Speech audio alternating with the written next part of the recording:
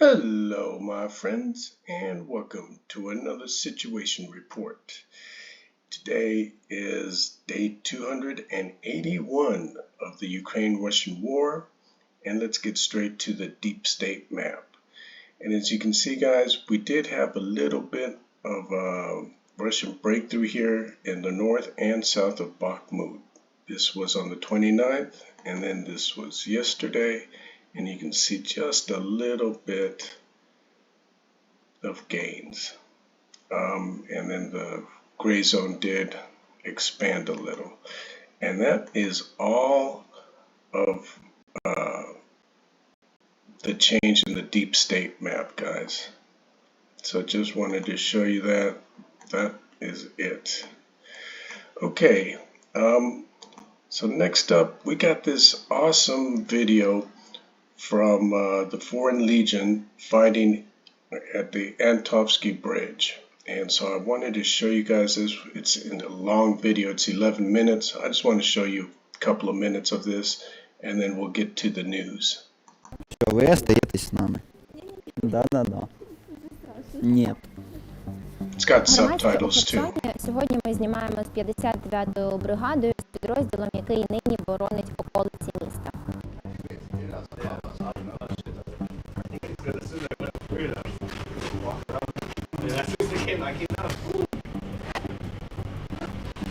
Go walk upstairs and come back.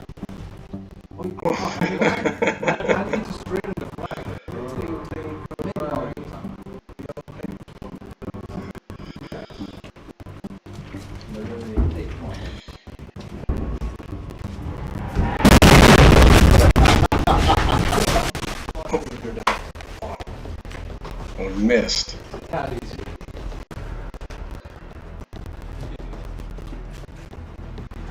recommend you go down, you'll have more.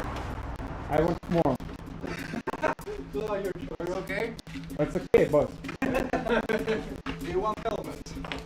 If you have one. Bam.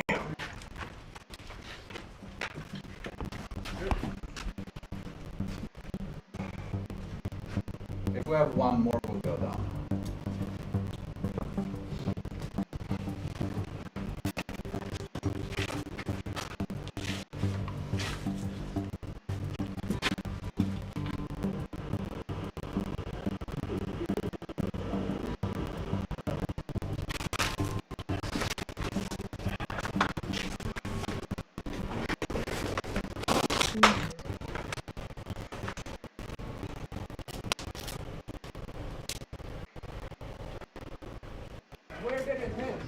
Wait a minute, jump!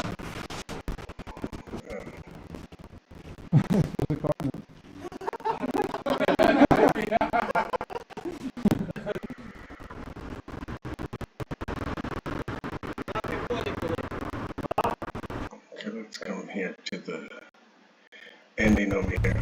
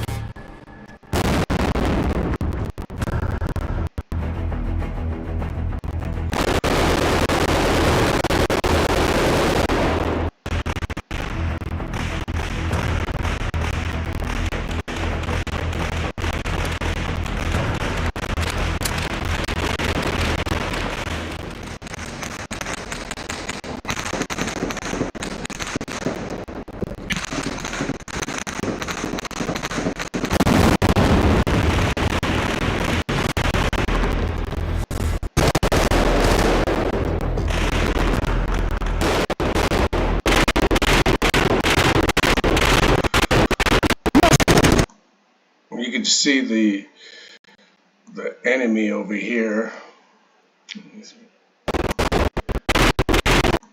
right here, there's one, and then one comes running across.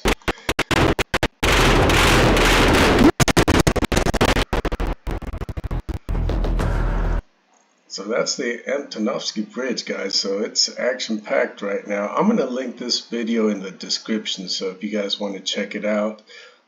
It is long, but it's a good video. Okay, and so let's get to the Russian losses, guys. So yesterday or today, they've lost 560 troops, 5 armored personnel vehicles, 12 vehicles or fuel tanks, 1 tank, 2 artillery, and that's about it.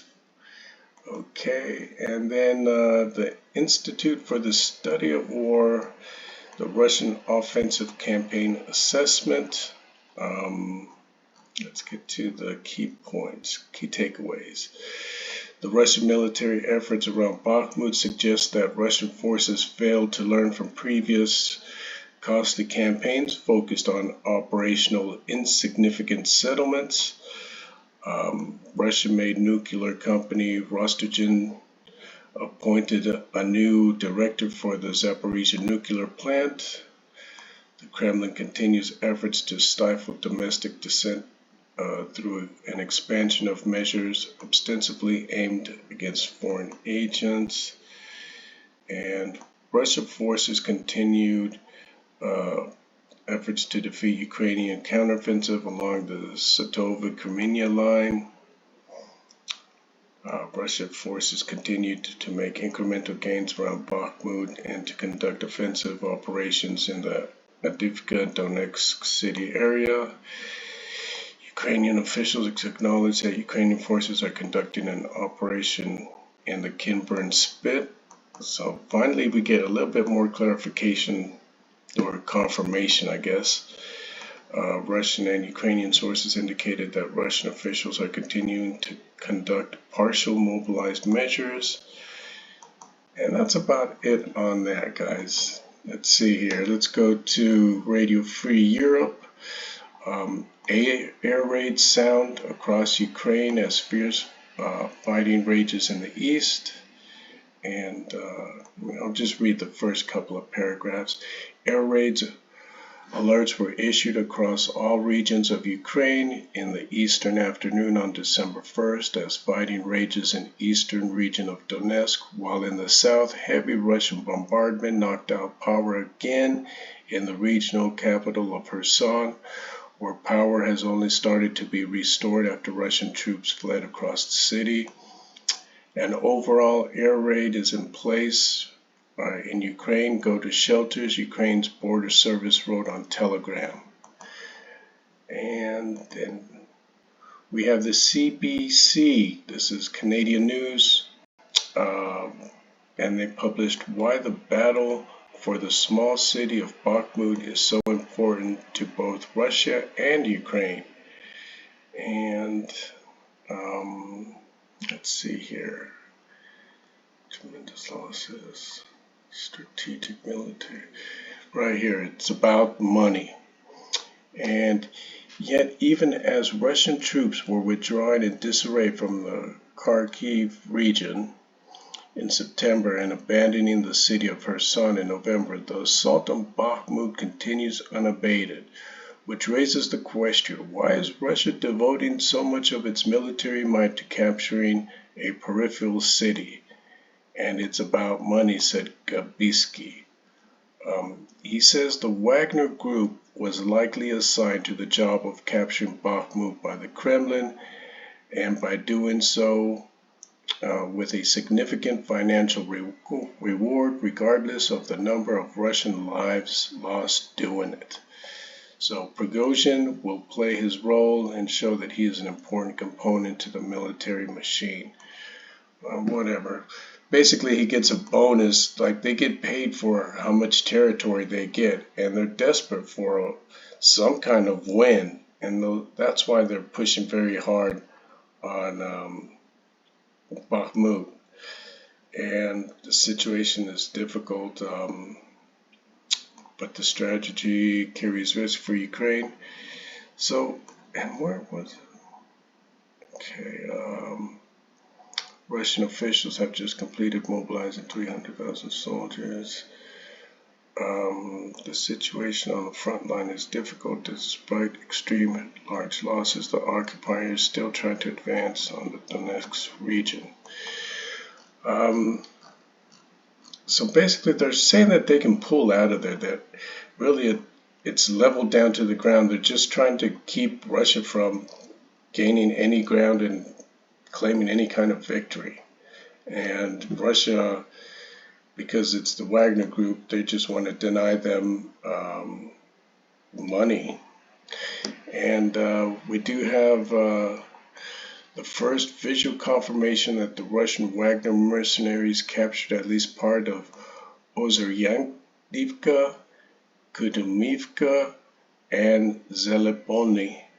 All three south of Bakhmut. Images are 2 days old and could be outdated, but still being able to prove on the contrary.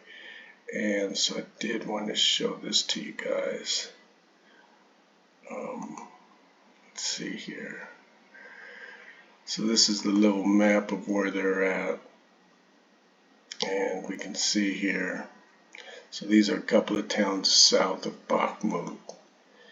And here we go. We've got Ukraine War Now reporting that Russian base near Svatove-Kreminna front has been overrun by the Ukrainian army. So thankfully there was a little bit of can't play that, copyrighted music. Did want to show you guys this though. You can see quite a few tanks here in this video. Got one right here. 1, 2, 3. Looks like that one's got some damage to it. So it looks to be like a little operating base. I did want to show that to you guys. And then we've got drone in the service of Kharkiv Brigade of the Ministry of Defense. Now this drone was interesting, guys. If you look at it, it's got like 6 to 8 shoots where it can just release these bomblets. I can't play that. But that they're using these on the front lines now.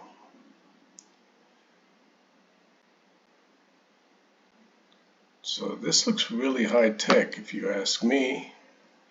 And I like this because the soldiers don't get harmed while operating.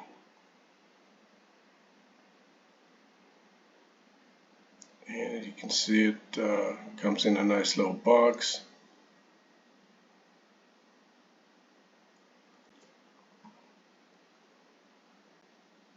Looks really nicely made. Wonder how many bomblets those carry. It's really high tech actually. Let's see here. I think there's 8 of those. So that was pretty interesting. Okay, now we have the Telegraph reporting that Russian troops retreat from Kherson front line. And Russia retreated from towns on the opposite bank of the Dnieper River from Kherson city. The first official Ukrainian report of its forces withdrawing from what is now the main line in the south. A decrease in the number of Russian soldiers and military equipment is observed in the settlement of Oblast, a Ukrainian military said. Enemy troops were withdrawn from certain settlements in Kherson Oblast and dispersed in forest strips along the section of the Oblast.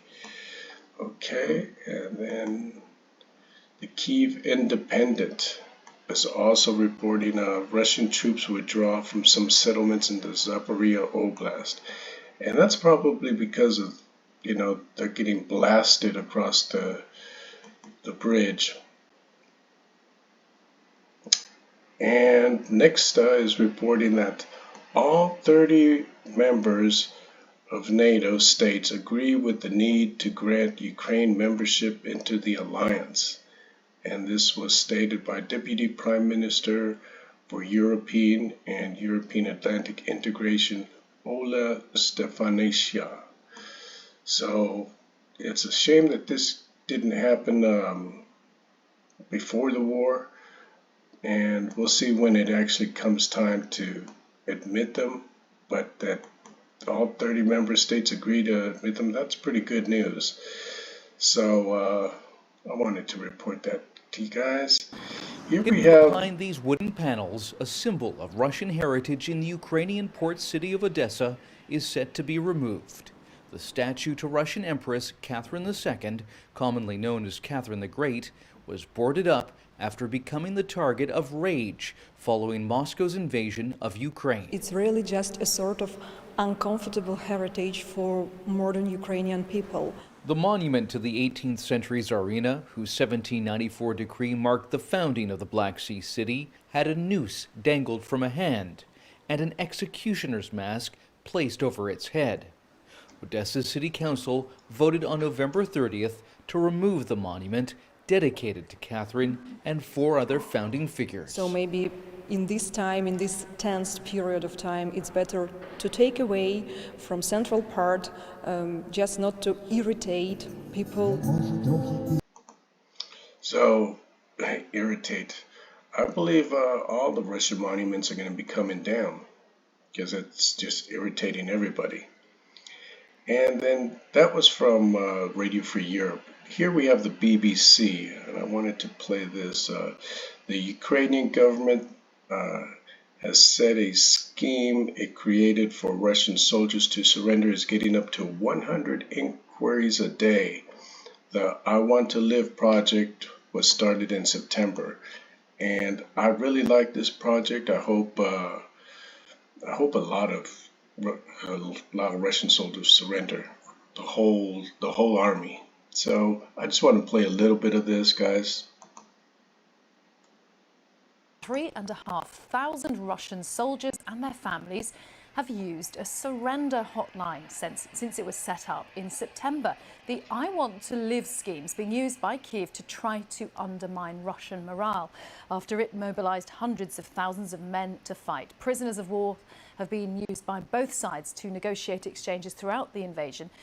The BBC hasn't been able to verify how many Russian soldiers have surrendered because Moscow hasn't released the figures. But let's talk to James Waterhouse, who's in Dnipro. And James, you've had a glimpse of a part of this war we don't usually see.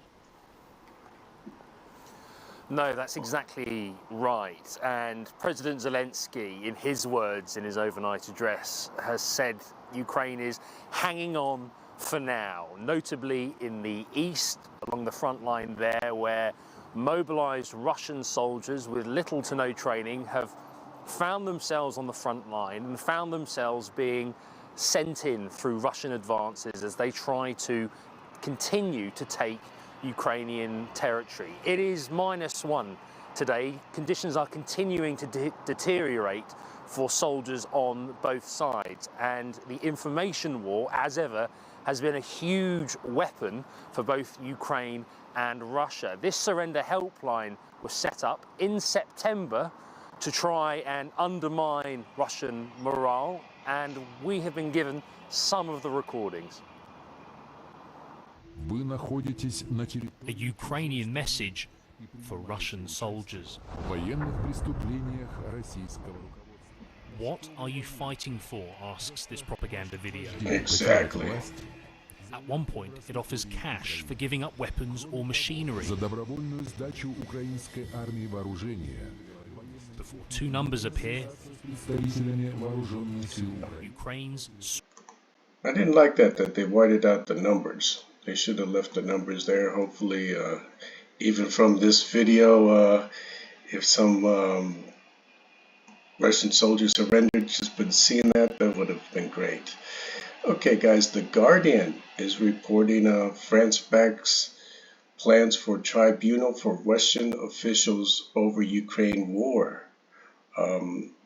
France is the first major Western country to publicly support the proposal for a special court to try Russian aggression, and France has become the first major state to publicly back the creation of a special tribunal to try senior Russian officials, potentially including Vladimir Putin, for the crime of aggression in Ukraine.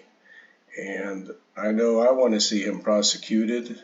I'm sure a lot of people do, so I thought that was important to report to you guys. And let's hope that they do prosecute him.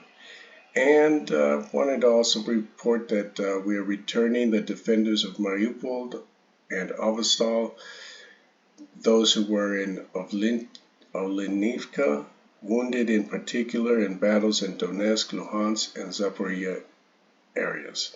Everyone will be back in Ukraine. Welcome home, heroes. So they did another swap of 50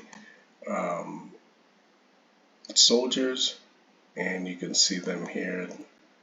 They were released. So nice to see them back home and safe. Okay. And Turkey, the Turkish company Karpowership will send ships of power plants to Ukraine. Nikki Asia, we are discussing with the management of Ukrainian to the placement of 3 ship power plants with a total capacity of 300 megawatts near Odesa, and they can provide electricity for up to 1 million subscribers. And this is what the ships look like. So that is awesome that Turkey is helping out here, and hopefully they'll have electricity. Okay, I wanted to show you guys this too. This is a girl from Kherson who refused to get up and sing the national anthem of Moscow before class. She was allegedly reported, and now they are demanding the massacre of the girl's family. The key word is allegedly, and I don't have a source, so I can't say for sure about the last part. But I did want to show this, guys. Take a look at this one here. Let me make this a little bit big. You can see everybody else is standing up except for her.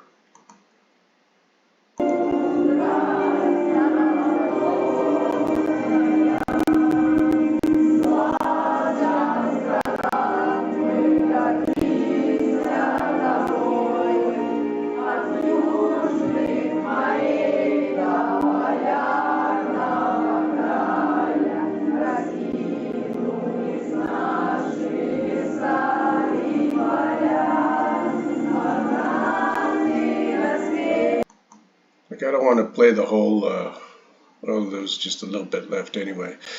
But anyway, I thought that that was, you know, standing up to the Russians in whatever way she could. And I salute this girl. Like, she knows it's not right, and she wants no part of that. So, like, that was inspiring to me, guys. I hope that you find that inspiring as well. And then for the little feel-good of the day, this crying little girl wants a balloon, can't afford it, and Armed Forces of Ukraine soldier on leave hears her and buys her one. So I wanted to play this. This is a cute video. Let me turn on the, here's the, right here. Дівчинка дуже плачить, хоче ті шарики.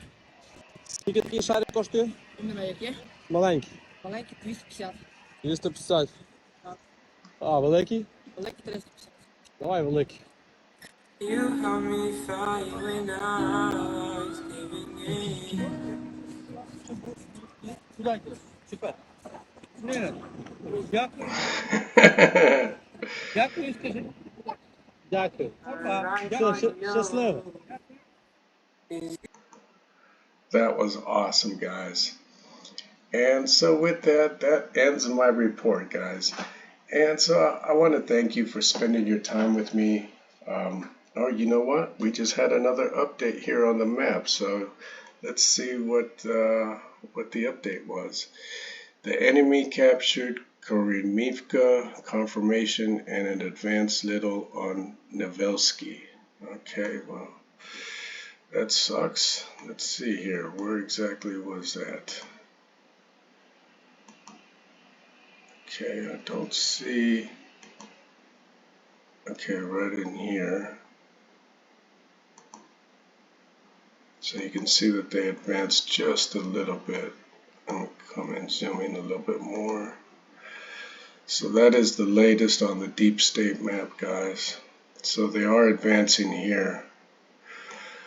They're throwing everything they got to try to, get some kind of win. Alright guys, well, having said that, hopefully we will knock them out of there. And so guys, please give me a like and subscribe to the channel. I try to do a report and keep it as lifting as possible, in a time of war. It's pretty tough. And having said that, guys, I wish you guys a beautiful day. Glory to the heroes, glory to Ukraine, and I hope this war ends soon. And having said that, guys, peace out, and I'll see you tomorrow.